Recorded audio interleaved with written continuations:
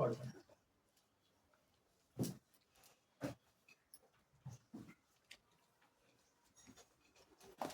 చూడుము ఈ క్షణమే కల్వరి,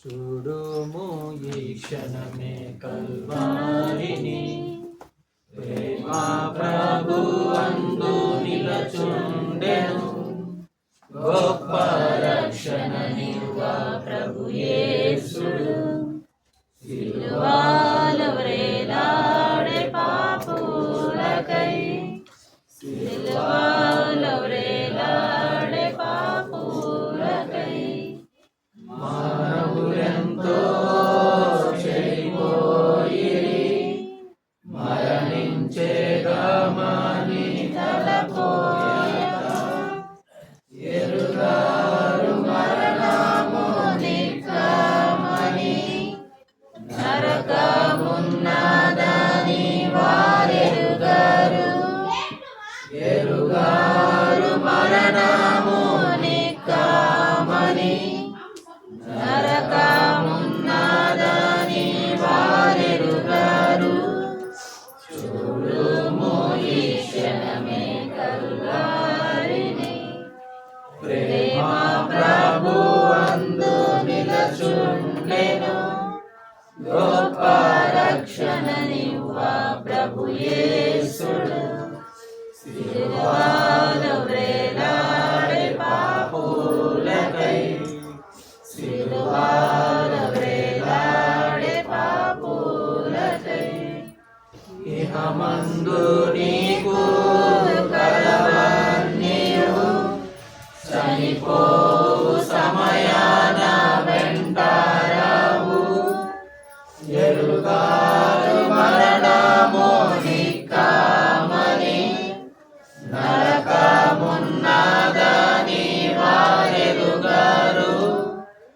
ఎరుగారు మరణము నిక్కమని, నరకమున్నదని వారెరుగరు, చూడుము ఈ క్షణమే కల్వారిని, ప్రేమ ప్రభు అందు నిలచుండెను, గొప్ప రక్షణ నివ్వ ప్రభు యేసుడు, సిలువలో వ్రేలాడే పాపులకై, సిలువలో వ్రేలాడే పాపులకై, మనలను ధనవంతులుగా చేయను, దరిద్రుడాయేను మన ప్రభువు, రక్తము కార్చెను పాపులకై, అంగీకరించుము క్రీస్తేసుని, రక్తము కార్చెను పాపులకై, అంగీకరించుము క్రీస్తేసుని, చూడుము ఈ క్షణమే కల్వారిని, ప్రేమ ప్రభు అందు నిలచుండెను, గొప్ప రక్షణ నివ్వ ప్రభు యేసుడు, సిలువలో వ్రేలాడే పాపులకై, సిలువలో వ్రేలాడే పాపులకై, సిలువపై చూడగా ప్రియుని, ఆ ప్రేమకై నీవు ఏమిత్తువు,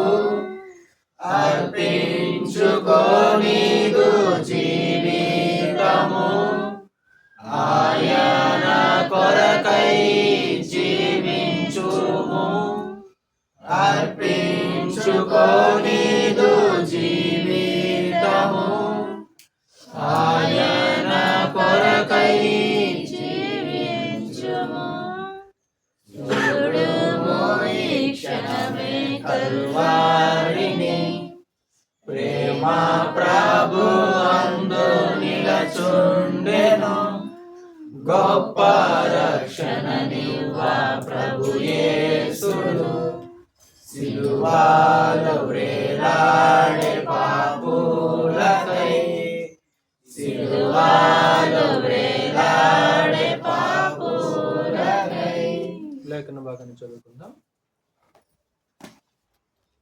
మీకు అప్పగించిన దానిని ప్రభు వలన పొందుతుంది.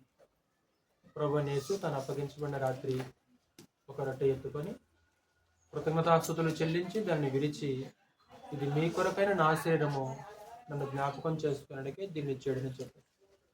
మన కొరకు ప్రభు యేసు వారు శరీరం ధరించి లోకానికి వచ్చాడు. వాస్తవానికి పాపం పోవాలంటే పాపానికి శిక్ష విధించబడాలి. చేసిన పాపానికి శిక్ష అనుభవించాలి. దేవుడు మనల్ని ప్రేమించి పాపం చేసింది మనము, శిక్ష అనుభవించాల్సింది కూడా మనం. దేవుడు లోకమును ఎంతో ప్రేమించాడు. పరమ తండ్రి ఏం చేశారంటే పాపం చేసిన మనల్ని శిక్షించకుండా మానవ జాతి అందరి తరపున ప్రభు యేసుని శిక్షించేశారు. అది అనాలోచనగా జరిగిన కార్యక్రమం కాదది.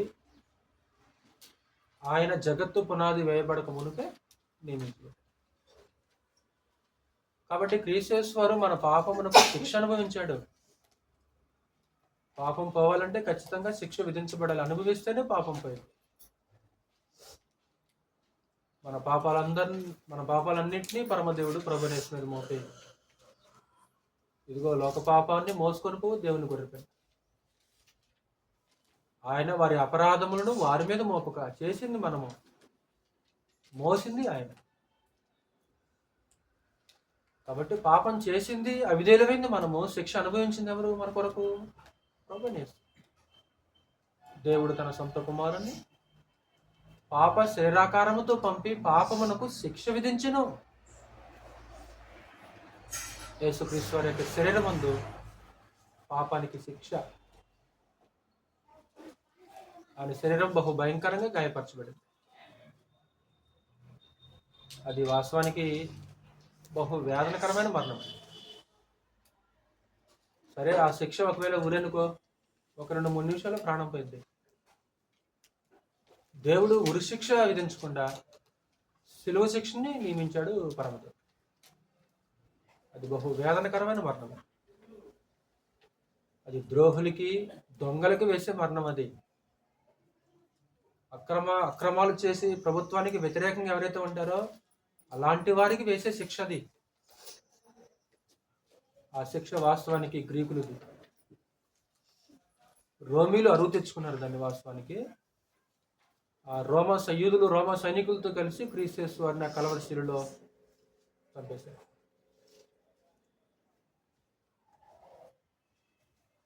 ఆరు గంటలు ఉరి తీశారనుకో, ఒక 2-3 నిమిషాలు ప్రాణం పోయింది. ఉదయం 9 గంటలకు సెలవు వేస్తే మధ్యాహ్నం 3 గంటల దాకా ప్రభు యేసు వారు మేకులతో ఆ శిలువ మీద వెళ్ళాడు.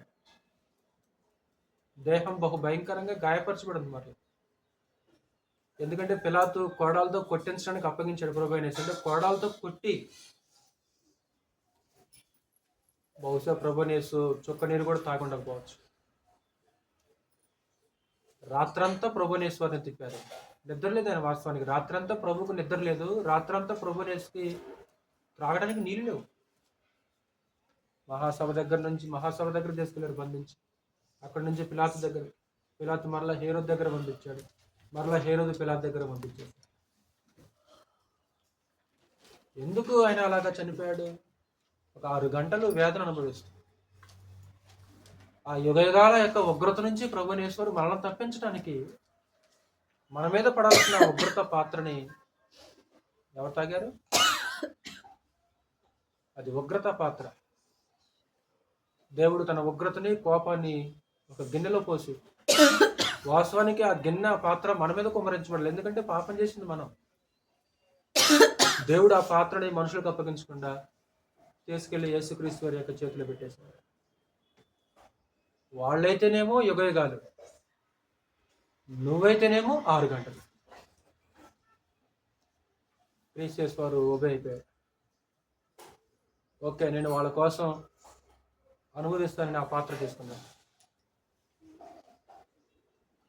నేరం చేసింది మనము. ఎవరొస్తారు మన కోసం శిక్షణ అనుభవించడానికి ముందుకి?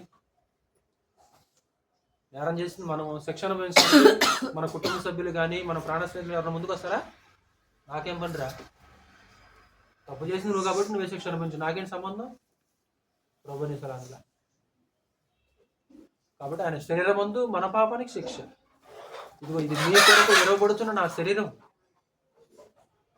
కాబట్టి మనం ఇరట తీసుకుంటున్నప్పుడల్లా ప్రభుని శరీరం జ్ఞాపకం రావాలి. ఆయన శరీరం అనే తెర ద్వారా ఈరోజు మనం దేవుని సమ్ముఖానికి ధైర్యంగా ప్రవేశించగలుగుతున్నాం.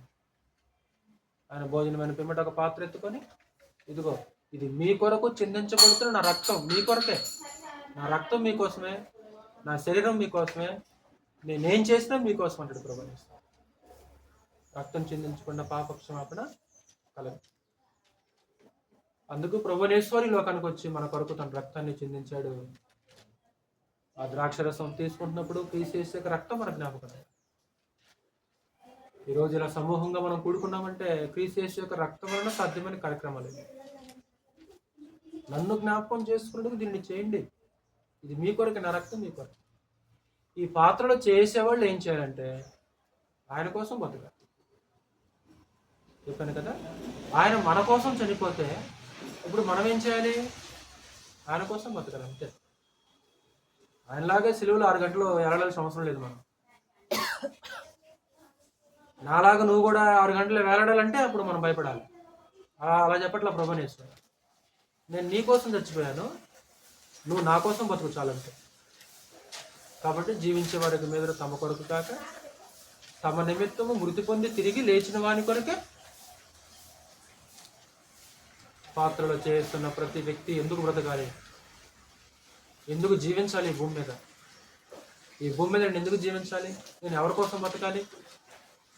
నా భార్య నా మాట అంటల్లా, లేకుంటే నా భర్తలను ప్రేమించట్లా, లేకుంటే నా కుటుంబ సభ్యులను పట్టించుకోవట్లా, నేను ఎవరి కోసం బతకాలయ్యా? ఒకవేళ లోకం అని వచ్చాం కానీ క్రైస్తవుడు ఆ మాట అనుకోడు. నీతో ఎవరున్నా లేకపోయినా సరే మనం బతకాలి. మనల్ని ఎవరు తృణీకరించినా, ఎవరు విసర్జించినా మనం బ్రతకాలి. ఎవరి కోసం బతకాలి? మన కోసం చచ్చి లేచిన కోసం బతకాలి. భార్య కాదు, భర్త కాదు, పిల్లలు కాదు, తల్లిదండ్రులు కాదు, ఎవరి కోసం కాదు. ఎవరి కోసం బతకం, ఎవరి కోసం మనం ఏం చేయం. మనం ఏం చేసిన ఎవరి కోసం? పాత్రలో చేస్తున్న ప్రతి వ్యక్తి కూడా అలాంటి భావాలు కలిగి ఉండాలి. మీరు ఈ రొట్టెను తిని ఈ పాత్రను త్రాగినప్పుడల్లా ప్రభు వచ్చే వరకైనా మరణమును ప్రచురించగలరు. ఇది తిన్నప్పుడల్లా త్రాగినప్పుడల్లా ఏం జరుగుతుంది? కాబట్టి ఎవడు అయోగ్యముగా ప్రభు యొక్క రొట్టెను తినునో లేక ఆయన పాత్రలు త్రాగునో వాడు ప్రభు యొక్క శరీరం గురించి, రక్తం గురించి అపరాధి. ఏంటయ్యా అయోగ్యత అంటే, మీరు సంఘం ముందు కూడి ఉన్నప్పుడు మీలో కలహములు కలమని వినుచున్నాను, కొంతమట్టుగా అది నిజమని నమ్ముతాను. ఎవరి మీదనో అలిగేసి హృదయాల్లో సమాధానం లేకుండా కలహాలతో ఒకవేళ ఆరాధనకు వచ్చేసామనుకో, ఆయన శరీరం గురించి, రక్తమును గురించి అపరాధి ఇవ్వడం. కాబట్టి ప్రతి మనుషుడు తను తాను పరీక్షించుకోవాలి. ఆయన వార్నింగ్ ఇచ్చాడు. వార్నింగ్ ఇచ్చిన తర్వాత పరీక్షించుకోవాలి. ఒకవేళ నేను వస్తా, నేను నాకు నచ్చినట్టు వస్తా, నేను తింటానన్నా అనుకో, ఫస్ట్ వార్నింగ్ ఇచ్చాడు. వార్నింగ్ ఇచ్చిన తర్వాత ప్రతి మనుషుడు తను తాను పరీక్షించుకున్నాడు. అలాగూ చేసి ఆ రొట్టెను తిని ఆ పాత్రలను త్రాగాలి. అంటే తిని త్రాగే ముందు ఏం చేయాలి? తిని త్రాగే ముందు నేనేం చేయాలి? ఏం చేసి నేను తినాలి? ఏం చేసి త్రాగాలి? ప్రభు శరీరాన్ని వివేచింపక తిని త్రాగువాడు తనకు శిక్షావిధి కలుగుటకే తిని త్రాగుతుంది. శిక్ష కోసం ప్రార్థనకు రావాలా? నరకం పోవడానికి ఆరాధనకు రావాలా? శిక్షించబడటానికి, నరకానికి పోవడానికి ఆరాధనకు రావాల్సిన అవసరం లేదు. మనం ఎక్కడుంటే పోతాం? అక్కడుంటే చాలు, వెళ్ళిపోతాం. శిక్షావిధి కలుగుటకే అంటే తినేది ఎందుకు, తాగేది ఎందుకు? నాశనానికే. నాశనం కావడానికి ఇది తినాల్సిన అవసరం లేదు, త్రాగాల్సిన అవసరం లేదు. లేదు నేను తిని త్రాగుతానంటే, అలా తిని త్రాగేవాడు తన శిక్షావిధి కలుగుటకే తిని త్రాగుచున్నాడు. ఇందువలన మీరు అనేకులు బలహీనులు, రోగులను చాలామంది నిద్రిస్తున్నారు. అంటే వారి ఒక ఆత్మ సంబంధమైన స్థితి ఏమాత్రం కూడా క్షేమకరంగా లేదు. ఈరోజు మనకి గొప్ప హెచ్చరికలు ఉన్నాయి. ఆ హెచ్చరికలను స్వీకరించి మనం పరీక్షించుకొని పాత్రలు చేయాలి.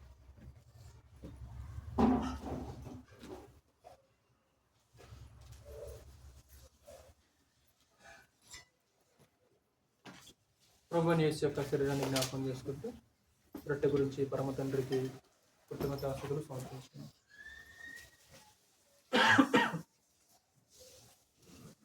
ప్రభువైన యేసు తను అప్పగించబడిన రాత్రి ఒక రొట్టె ఎత్తుకొని కృతజ్ఞతాస్తుతులు చెల్లించి దాన్ని విరిచి, ఇది మీ కొరకే నా శరీరం, నన్ను జ్ఞాపకం చేసుకున్నట్టుగా తిరిగి చేయడని.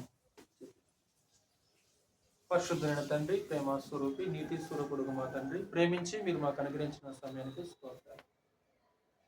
జగత్మనాది వేయబడక మునిపే నాయన ప్రభువైన యేసు వారిని నియమించి కాలం పరిపూర్ణమని కూడా లోకానికి పంపిస్తాం. సిలువలైన శరీరముందు మా పాపములకు శిక్ష విధించి మమ్మల్ని విమోచించినందుకు స్తోత్రాలు. పాపం చేసింది మేము నాయన, అపరాధాలు చేసింది మేము, మీకు వ్యతిరేకంగా బ్రతికింది మేము. మీరు మమ్మల్ని ప్రేమించారు తండ్రి.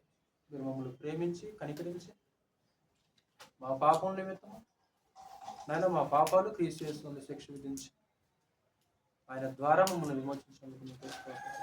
ప్రభువైన యేసు యొక్క శరీరాన్ని జ్ఞాపకం చేసుకుంటూ రొట్టె తీసుకొని ఉండగా పాత్రలు చేస్తుండగా సహాయం చేయండి. పాత్రలు చేస్తున్న మీ పిల్లలైన వారిని బలపరిచి స్థిరపరచండి. అవిధేయులుగా కాకుండా విధేయత కలిగి పాత్రలు చేయడానికి సహాయం చేయండి. దయతో మొదటిని క్షమించమని వేడుకుంటూ యేసు ప్రభు నామమున ఈ కృతజ్ఞతాస్తుతులు మీకు సమర్పిస్తున్నాం మా ప్రియ పరలోక తండ్రి. ఆమేన్. సహోదరులు దేవుడిపాల్ గారు వచ్చి సహోదరులకు రిటర్న్ చేస్తారు. ప్రకారమే ఆయన భోజనమైన పిమ్మట ఆయన ఒక పాత్ర ఎత్తుకొని, ఈ పాత్ర నా రక్తములను క్రొత్త నిబంధన, మీరు దీనిని త్రాగినప్పుడల్లా నన్ను జ్ఞాపకం చేసుకున్నట్టుగా దీనిని చేయడని చెప్పాను. ప్రభువైన యేసు యొక్క రక్తాన్ని జ్ఞాపకం చేసుకుంటూ ద్రాక్షరసం గురించి పరమ తండ్రికి కృతజ్ఞతాస్తుతులు సమర్పించుకున్నాం. పరిశుద్ధుడైన తండ్రి, ప్రేమ స్వరూపి, నీతి స్వరూపుడు మా తండ్రి, ప్రేమించి మీరు మాకు అనుగ్రహించిన సమయానికి స్తోత్రాలు. దేవుని రాజ్యంలో భోజనం చేయవాడు ధన్యుడని లేఖనం సెలవిస్తున్న ఆయన, అల్పులమైన మాకు, పాపముల చేత అపరాధముల చేత చచ్చిన మాకు ఇలాంటి గొప్ప ధన్యతని భాగ్యాన్ని మాకు అనుగ్రహించడానికి స్తోత్రాలు.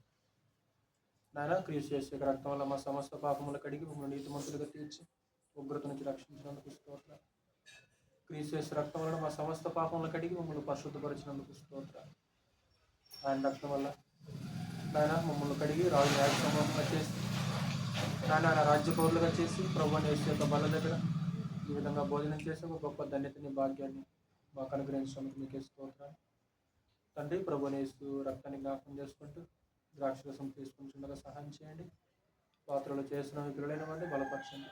అవిధేయులుగా కాకుండా విధేయత కలిగి చేయడానికి సహాయం చేయమని దయతో మోదతులు క్షమించమని వేడుకుంటాం. యేసుక్రీస్తు నామమున ఈ కృతజ్ఞతాస్తుతులు మీకు సమర్పిస్తున్నాం. ఒక ఈ పరలోక తండ్రి. ఆమేన్.